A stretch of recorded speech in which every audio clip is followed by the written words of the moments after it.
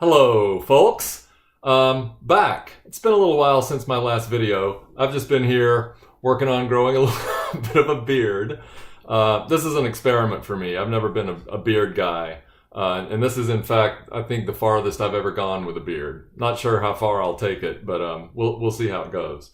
But I'm not here to make this video to talk about beards. I'm here to talk about EC Comics and how far I have come in my completist pursuit.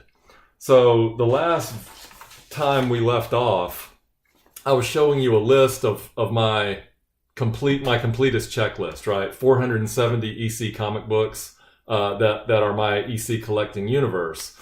So now I can tell you that I'm down to what I call the missing 10.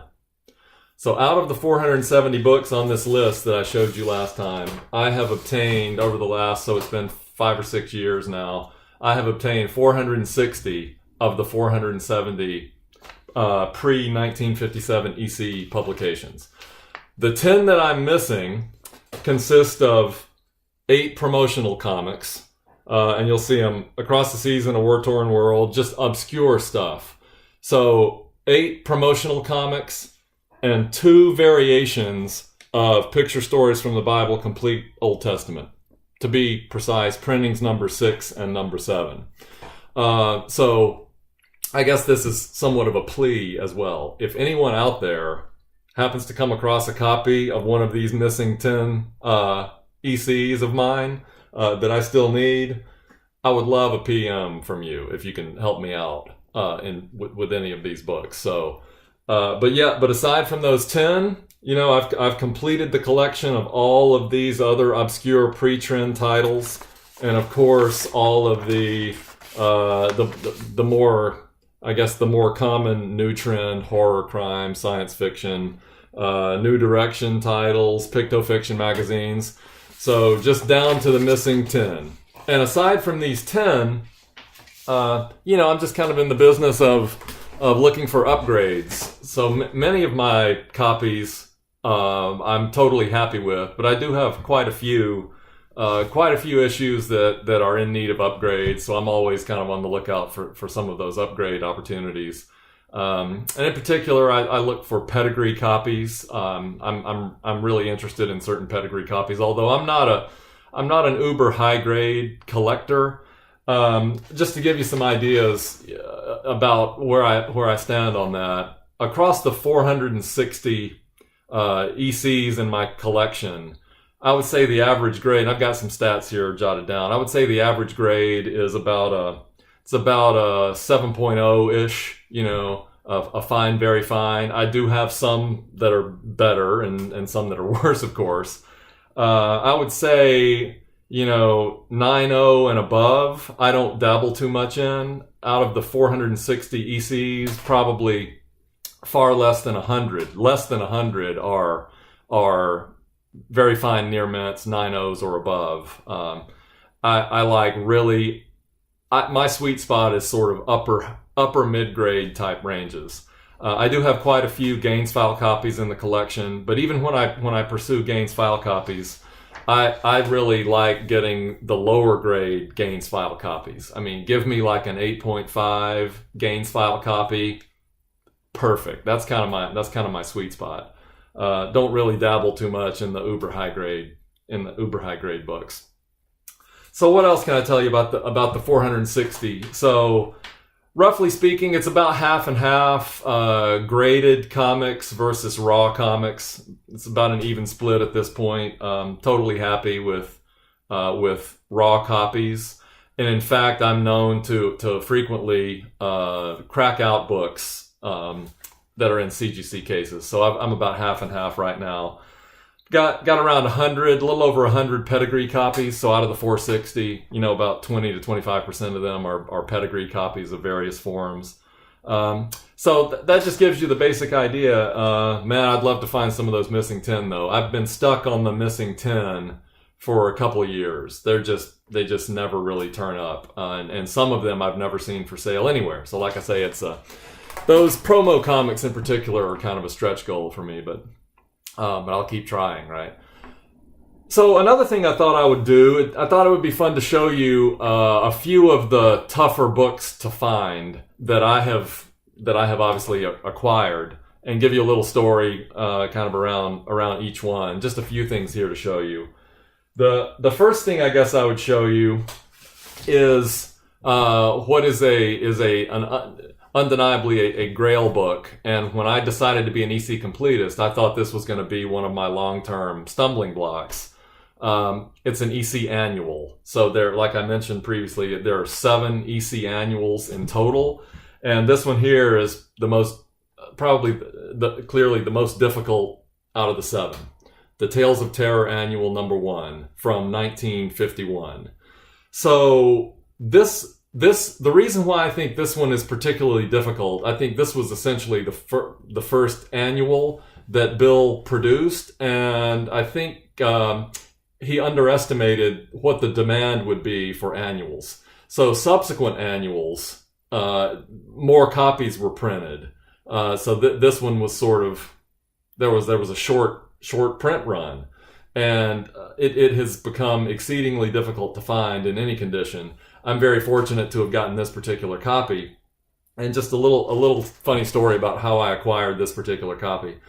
So I have a collecting buddy that I met through the CGC boards. He lives in England. I bought a number of books from him. He's bought a couple from me. But this was a few years ago. I'll remember it clearly. I was in a car dealership with my wife, trying to come to a deal buying a minivan. So I'm sitting there, and you know how this is. So I'm sitting in the car salesperson's office, and we're in the midst of trying to do a deal for a minivan.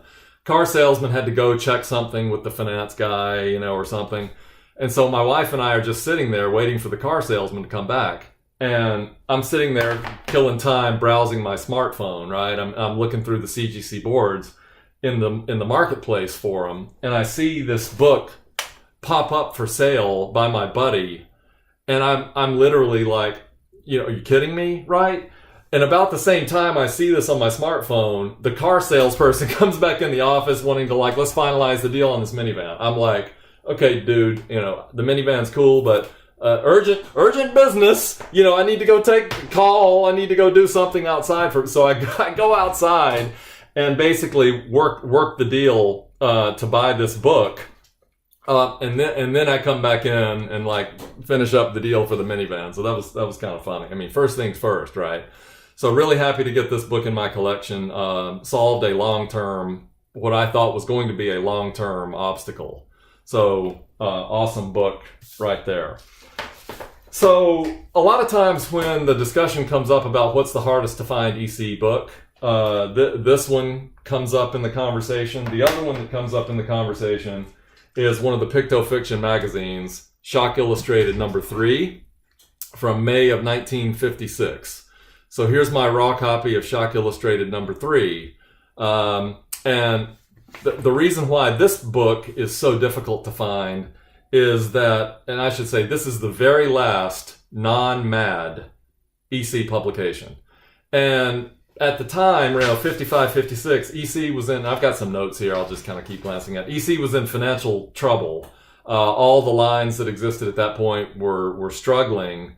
Bill Gaines had already printed, I think, a 250,000 copy print run of Shock Illustrated #3, which sounds like plenty of copies, but Gaines was so strapped for cash at this point that he didn't have the funds to actually have the printed copies bound. So Gaines decided to scrap the entire print run except for 100 or 200. Accounts vary depending on different sources, but destroyed them all except for 1 to 200 copies of this magazine, and he had his printer bind them by hand, those 100 or 200 copies. And then he distributed those to contributors and other subscribers at that point. And it's estimated right now, although it's hard to say for sure, it's estimated that fewer than 50 copies of this particular book exist. So happy to get mine, but what we do know is that there were fewer copies of this publication printed than any other EC that we know of. So a little bit of story about how did I find a copy? So again, it's funny, CGC boards. I was participating in a little discussion in one of the forums about which EC was actually the rarer book, the Tales of Terror Annual #1 or the Shock Illustrated #3. So we were like having a philosophical discussion about which one was harder to find. And a fine gentleman and superstar comic dealer from Houston, Texas, was weighing in on this conversation. And he basically said, he posted up a comment like, Tales of Terror Annual 1 has always been the harder book for me to find. And in fact, I've had a few Shock Illustrated #3s come through my hands. And in fact, I have one right now. And I had it available for sale at a recent convention I attended. I'm like, excuse me? Private message. Excuse me, Ed here, do you still happen to have that copy of Shock Illustrated #3 that you mentioned?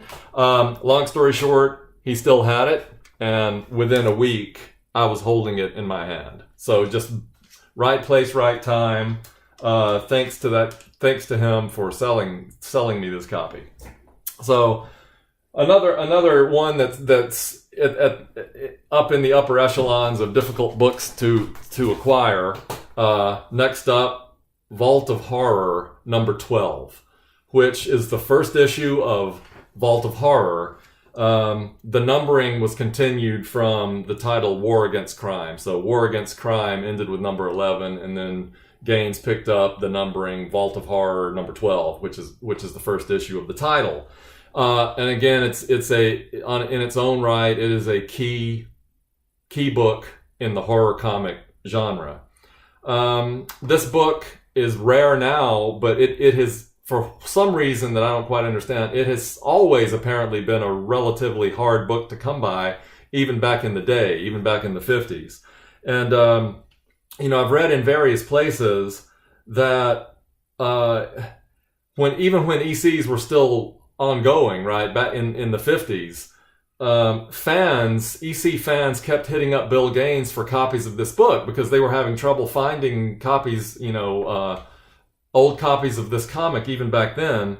And Bill, I think, I've read of Bill telling the tale that he would always sort of refuse, these requests for copies of Vault of Horror #12, except in very limited cases. He would dip into his stash of file copies and trade these for various things like expensive wines or whatever. There are some stories out there. But sure enough, so in terms of Gaines file copies, usually most of the books that were in the universe of Gaines file copies had about between 10 and 12, usually 12 copies. So Bill would typically set aside 12 copies of each issue, and those are what we now know as the Gaines file copies. When the Gaines vault was cracked open to unleash all the Gaines file copies, there was only one copy in the Gaines file in the vault of Vault of Horror #12. Only one copy, where the typical was 12, which is another reflection of the fact that it was in such demand. Bill, I guess, occasionally over the years dipped into his stash to provide people with copies in certain cases. So I bought this particular copy, again, from my English collecting buddy that I bought the Tales of Terror Annual 1 from. I bought this copy from him in just a private deal.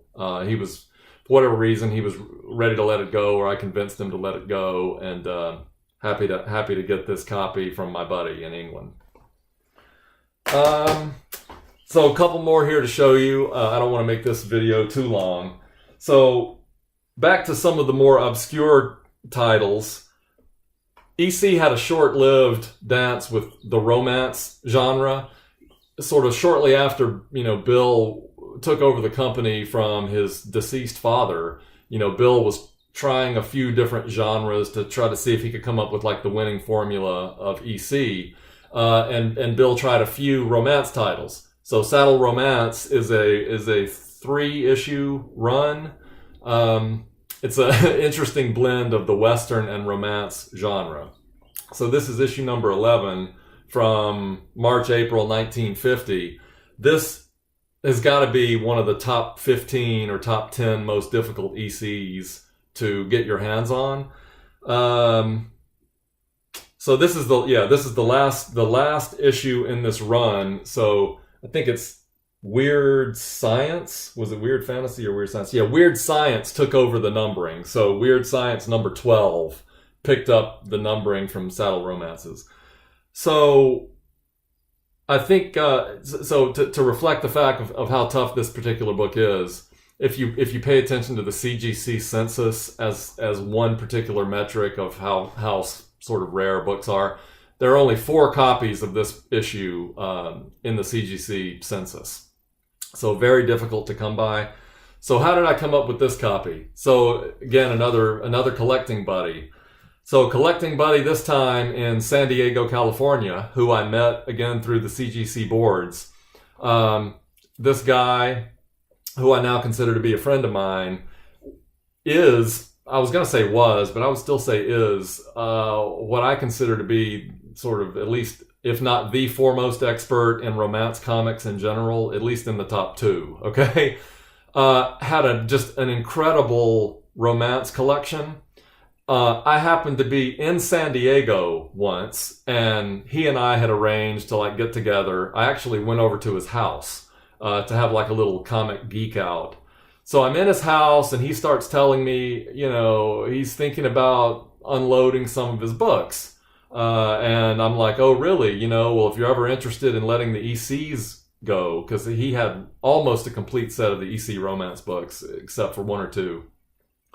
Buddy, if you ever think about letting those ECs go, you let me know, right? So on that, literally, I'm in San Diego. So we part ways for the day. I go back to where I was staying in San Diego, and long story short, within a couple days, my buddy and I are having another conversation, and he's like, I've decided I can let the EC romance run go. If you are interested, let me know. I'm like, okay, well, yes, I'm still in San Diego at this moment. So why don't we get back together and I'll just take them all off your hands right now, which is exactly what we did. Did a deal. We met again. He brought his entire EC romance run. I handed him a check, and basically I brought them home on the airplane with me in my carry-on bag. So I'll do a whole other video sometime focused on EC romances, but this is one of the toughies, and my San Diego buddy gets a huge assist in my EC completist mission for supplying me with a number of brutally difficult to find EC romance books, this among them. So just final book to show you in this video. It's another toughie that's just you never see it available. This is just one. I could have pulled any number of examples. I thought I would show you International Crime Patrol number 6 from the spring of 1948. So another obscure book. This is the only issue with this title, International Crime Patrol. There were 5 issues, 1, 2, 3, 4, 5, of a title called International Comics. Then with number 6, the title changed to International Crime Patrol. Then with number 7, the title changed to just Crime Patrol. And then there were quite a few Crime Patrol issues. Crime Patrol turned into Crypt of Terror, which then turned into Tales from the Crypt in the numbering sequence. So this is just another book that is just I'm never going to find this book. They're so obscure, right? I got this through a similar story. There's a recurring theme here. So another completely different person that I met through the CGC boards back in the day had the best, I would say, the best set of Tales from the Crypt on the planet. And his collecting interest with respect to Tales to the Crypt went all the way back, Tales from the Crypt, all the way back to the origin of the numbering sequence, which again, like I said, started with International Comics number 1. So he had this entire set, and I knew he had them. And at one point, he and I, he had some other this guy had some other phenomenal, he was just a phenomenal Golden Age collector in general. I was just chatting virtually with him one day. I'm like, man, if you ever think about, getting rid of those internationals in particular, let me know, because that would surely help me, right, acquire some incredibly difficult books in my completist mission. And he was like, yeah, okay, sure, Ed, yeah, I'll let you know if I ever feel like getting rid of them. Usually that's what you say, right? So, sure enough, it must have been 2 years later. I get a private message from this guy, and it basically says, Ed, remember our conversation from a couple of years ago? I'm thinking about getting rid of my international comics and maybe my Tales from the Crypts, but that's a different story. But I could let my internationals go. Are you still interested? Again, I'm like, yes. So in one swoop, I bought International Comics 1 through 5 and International Crime Patrol number 6 from this guy in one transaction. So he gets a key assist in helping me out with another just brutally difficult run of books. So long enough video for this iteration. So that gives you a sense of kind of where I am. I'll do some more videos, I'm sure, in the future, focusing in on certain titles. But aside from those missing 10 and a few upgrades here and there, I'm in pretty good shape with the EC collection. Always in search for some interesting pedigree copies, though, and upgrades here and there, like I said. But another thing I wanted to kind of highlight again, like it just dawned on me. A recurring theme in some of these books is some of my more difficult acquisitions actually have come through, sincere relationships that I have built with other collectors.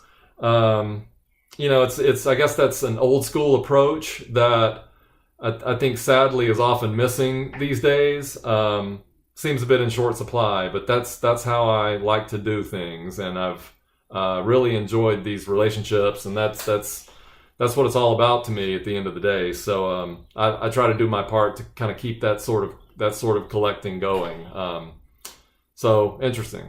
Food for thought again. So that's it for this. I'm just going to go keep trying to see what this beard's going to do, and I'll be back another time with some other video. Have to figure out what that's going to be. But thanks for watching.